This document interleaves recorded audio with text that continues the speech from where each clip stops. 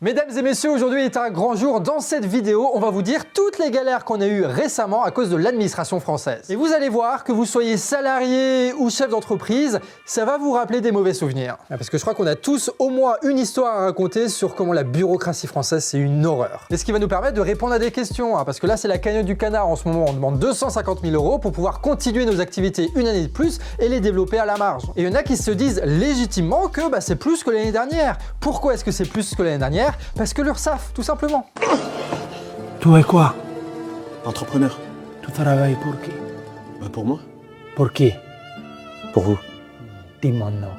URSSAF. Plus fort! URSSAF. Alors l'URSSAF, qu'est-ce que c'est? L'URSSAF, c'est l'organisme qui s'occupe chez nous, en tout cas, de prendre les cotisations salariales. C'est ce que paye l'association qui n'est pas touchée directement par les salariés, mais indirectement via des caisses de solidarité pour les retraites ou pour la santé. Et donc en juin dernier, au Canard, on s'est rassemblés, on a tous décidé qu'il fallait quand même un petit peu augmenter nos salaires. Jusque-là, on était au SMIC horaire, donc à 1400 € à peu près. Et on s'est dit, bon, il faut qu'on monte un petit peu, qu'on augmente de 200 € pour atteindre ce qu'on appelle le SMIC audiovisuel, qui est à 1680 €. Et donc évidemment, on a calculé, on a fait des plans prévisionnels pour savoir si ça passait, et puis ça passait, donc on s'est dit, allez, on y va. Sauf que, nous on s'est dit que l'augmentation des cotisations sociales allait être proportionnelle à l'augmentation de nos salaires. Donc en gros, qu'on n'allait pas payer beaucoup plus, puisqu'on s'augmente pas de beaucoup. Voilà, on était très naïfs. On s'est augmenté les salaires, et à un moment donné, t'as Camille qui a reçu un mail, l'URSSAF qui dit que l'ensemble des cotisations qu'on payait pour les 10 salariés du Canard allait doubler. Vous imaginez un peu le truc, c'est qu'on avait tous des plans parfaitement faits, et l'URSSAF nous dit, non. Voilà, tout l'argent que vous avez mis de côté, hop, ça disparaît d'un coup,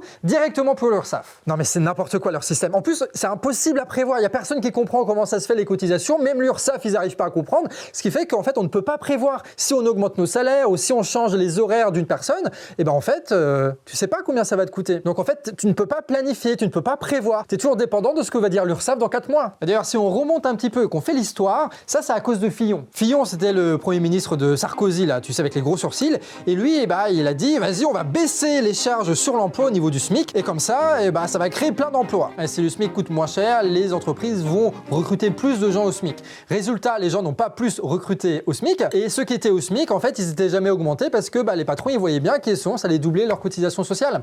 Du coup, ils l'ont pas fait. Ce qui fait que maintenant, tu as énormément de gens au SMIC et beaucoup de gens qui ont des hauts salaires, mais très peu en intermédiaire. Bon, bref, ça c'était pour l'URSSAF, mais vous savez quoi? C'est pas les seuls, parce que tu as le trésor public aussi. Ah, le trésor public, il n'y a rien de mieux quand tu as passé une journée un peu difficile de regarder les commentaires du trésor public de Guingamp et de voir que, on est tous d'accord là-dessus. Je vous mets un peu dans le contexte. Les médias, en général, ils demandent ce qu'on appelle une déduction d'impôt. C'est-à-dire que les gens qui donnent par exemple 100 €, ils vont pouvoir avoir une déduction d'impôt de 66 €, ce qui est en fait une forme de subvention déguisée. Et nous, à un moment donné, on s'est dit, pourquoi pas, les autres médias l'ont, on pourrait essayer de l'avoir aussi. Alors on a fait notre demande et ils ont refusé, mais c'est pas ça le scandale, parce qu'ils avaient de très bons arguments. Ils disaient que nous, on est une association, donc on paye pas d'impôts, tu vois. Et du coup, si on ne paye pas d'impôts et qu'on reçoit en plus des subventions, c'est vraiment concurrence déloyale par rapport aux autres gars, quoi. Donc là, on a dit, ok, c'est légitime, pourquoi pas, on n'avait pas pensé à ça, vous avez raison.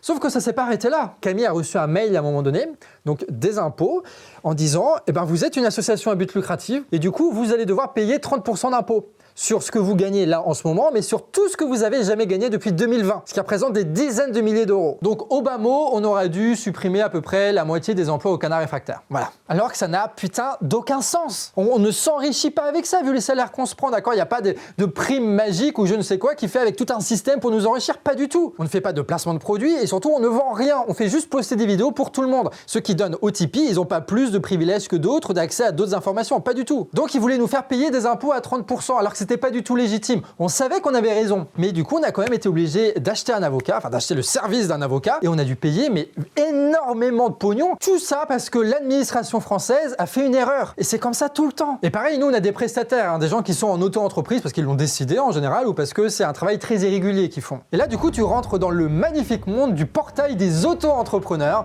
Voilà, donc c'est un site absolument dégueulasse qui a été codé à mon avis il y a 20 ans, qui ne fonctionne pas du tout. Ah si ça fonctionne, il faut mettre son numéro de carte bleue pour payer les cotisations, mais tout le reste, tu nages en permanence, hein. Tu comprends rien au formulaire. Quand tu essayes de les remplir, ça ne fonctionne pas. Donc tu les appelles, ils ne répondent pas. Donc en fait, il faut appeler la chambre de machin. En fait, il faut l'appeler l'INPI, puis le truc, le machin. Bref, t'es baladé pendant des heures et des heures. Ils te disent, ok, bah il faut envoyer un formulaire que je vais vous envoyer par pièce jointe. Et ils t'envoient, je vous jure, un dossier photocopié d'il y a 20 ans. Les pages, elles sont pas droites, tu vois, c'est même pas un fichier numérique normal. C'est un truc qu'ils ont photocopié de ce qui avait été imprimé il y a 20 ans. Et il faut remplir ce truc-là. Et c'est là que tu comprends que Milly, que Musk, que les intelligences artificielles, ça parle à des gens. Parce qu'on fait face à cette bureaucratie de merde et on se dit, mais vas-y, il faut couper là-dedans, quoi. Genre, les gars, ils donnent un espoir de se débarrasser de ça. Évidemment que t'en as qui vont y croire. C'est pour ça que depuis ce jour-là, je suis pour que Oussama Hamar, il devienne ministre de l'efficacité gouvernementale, qui mette de l'IA partout et qu'on se débarrasse de tous. Ah, je suis pas sûr, Oussama Hamar, c'est peut-être pas une si bonne idée. Non, mais t'imagines, attends, on va revenir à l'URSSAF, parce qu'il y a un truc que j'ai pas dit avec l'URSSAF. On est passé de 3 000 € par mois hein, de cotisation URSSAF à 6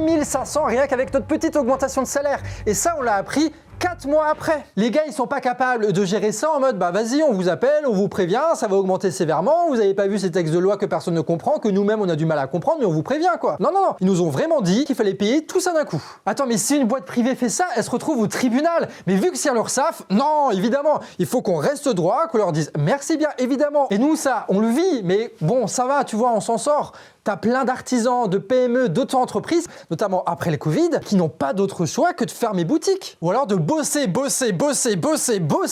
tout ça pour parvenir à payer ses fichues cotisations et ses fichus impôts juste pour s'en sortir. Mais bon, ils savent qu'on n'a pas le choix, parce que si on paye pas l'URSSAF, et ben on finit en tôle, et si on ne se plie pas à Pôle emploi, et ben on n'a plus les trucs qui nous permettent de vivre, de manger, de payer le loyer. Donc en fait, on est obligé. Et après, t'as plein de gens à gauche qui sont en mode ouin, il faut payer les impôts pour l'État et tout. Non mais c'est pas la question des impôts, c'est la question de comment ils sont prélevés et de ce qu'ils en font. Ah bah là, on peut faire le bilan rapidement. Hein. Les retraites, 64 ans, on l'a dans le cul. La santé, il n'y a plus d'hôpitaux, il n'y a plus de médecins traitants. Et puis l'assurance chômage, ils nous enlèvent les droits en permanence. Donc on paye toujours plus et on a toujours moins. Et comment ça se fait que fucking Bernard Arnault, il paye moins en proportion d'impôts que nous, bordel? Et là, comme des petits papillons sur leurs fleurs, t'as les politiques, de droite essentiellement, qui arrivent en disant on va simplifier. Ah, on va simplifier. Ça fait 40 ans qu'ils simplifient, ça fait 40 ans que c'est de pire en pire. Non, parce que eux, c'est juste des opportunistes. Hein. Ce qu'ils veulent, c'est couper dans les dépenses de l'État pour filer du pognon aux grandes entreprises. C'est à peu près ça leur démarche. Hein. Et du coup, ils se disent, les gens, ils râlent contre l'URSSAF et les impôts, donc on va supprimer des gens de ce truc-là. Sauf que, bah non, parce qu'en fait, vous changez pas la structure, vous changez pas le site, vous changez pas de comment est-ce que les impôts sont prélevés.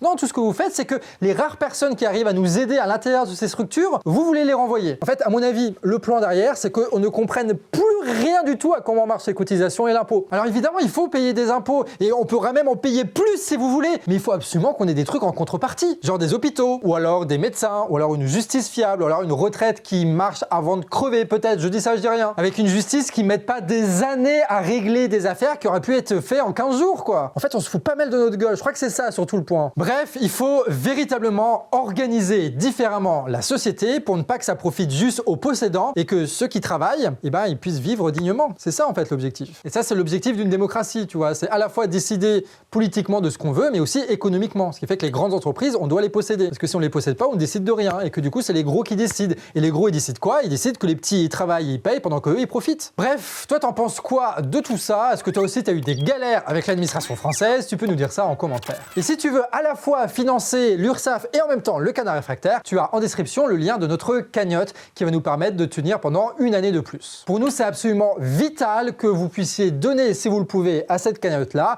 et la partager à un maximum de monde, notamment dans les milieux militants. Cette vidéo, elle a été écrite avec Émeric et Camille et c'est Pixel qui s'est occupé du montage. Sur ce, des bisous et à la prochaine.